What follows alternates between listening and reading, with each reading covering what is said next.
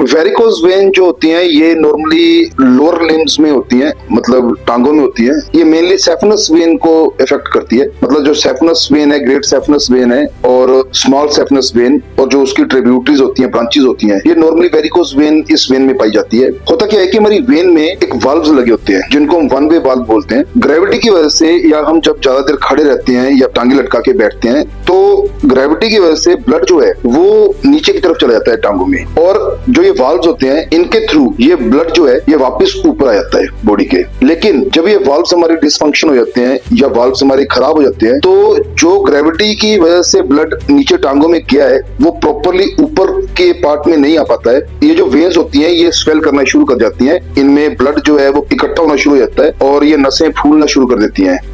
और स्किन के बाहर से अगर हम देखें तो ये ब्लूइश डिस्कलरेशन वेन्स जो है ये उभर के बाहर की तरफ दिखाई देना शुरू कर देती हैं। इस प्रॉब्लम को हम लोग वेरिकोज वेन बोलते हैं। जनरली वेरिकोज की जो प्रॉब्लम होती है ये ज्यादा सीरियस नहीं होती है, लेकिन अगर बढ़ जाए या प्रॉपरली इसको हम ट्रीट ना कर पाए तो ये कभी कभी कॉम्प्लिकेट जरूर कर सकती है। वेरिकोज वेन में नॉर्मली पेशेंट को माइल्ड पेन, बहुत देर खड़े होने पे हल्की सी दर्द या कभी कभी इचिंग या टेंडरनेस टाइप सिम्टम्स थोड़े बहुत आ जाते हैं। लेकिन जब वेरिकोज वेन कॉम्प्लिकेट कर देती है और इसका कॉम्प्लिकेशन में क्या होता है कि वेरिकोज अल्सर्स डेवलप हो जाते हैं। जब ब्लड ज्यादा इकट्ठा होना शुरू हो जाता है वेन्स में, वेन्स ज्यादा स्वेल कर जाती हैं तो वो रप्चर हो जाती हैं और उस रप्चर होने की वजह से वहां पे एक वूंड बन जाता है जिसको हम अल्सर बोल देते हैं और उसको हम बोलते हैं वेरिकोज अल्सर्स। ये अल्सर्स क्या होते हैं कि इसको हम लोग बोलते हैं कि डायरेक्ट नस के ऊपर ये अल्सर होता है और ये हाईली वेस्कुलर होता है, ब्लड सप्लाई बहुत ज्यादा होती है, तो ये हील होना बहुत मुश्किल हो जाता है इसका। एक तो ये प्रेशर साइड्स पे होता है,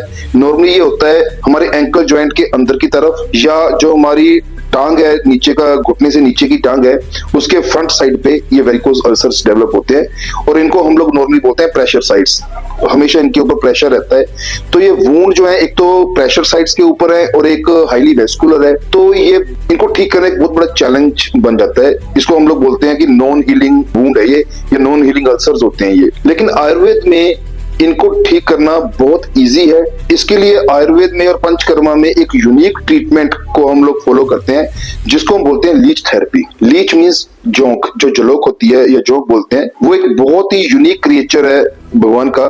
हम लोग उसको अप्लाई करते हैं ऑन द वुंड साइट और वो जो उसका स्लाइवा होता है जिसको हम हीरोडिन बोलते हैं, उसके अंदर बहुत से केमिकल कंटेंट्स ऐसे होते हैं जो नॉन हीलिंग अल्सर्स को या खासतौर पे वेरिकोज अल्सर की बात कर रहा हूँ उनको ठीक करने में बहुत इफेक्टिव जो है वो साबित हुआ है। और हमने अपने क्लिनिक पे बहुत बार एक्सपीरियंस किया है कि जितने भी वेरिकोज अल्सर्स हैं या डायबिटिक फुट के अल्सर्स हैं उनको लीच थेरेपी से बहुत इजीली हम लोग ठीक कर सकते हैं। सो वेरिकोज अल्सर्स की कंडीशन में हम लीच थेरेपी को अगर यूज करते हैं तो it is very effective and proven method to cure very easily. और एक और चीज, जहां पे हम लीच थेरेपी कर देते हैं वहां पे रीअक्रेंस ऑफ द अल्सर जो है लगभग ना के बराबर हो जाता है, मतलब वो दोबारा रीअकर नहीं होता है वहां पे। सो वेरिकोज अल्सर्स में लीच थेरेपी को यूज करें और ऐसी कंडीशंस में अपने आप को जल्दी ठीक करें। Thank you.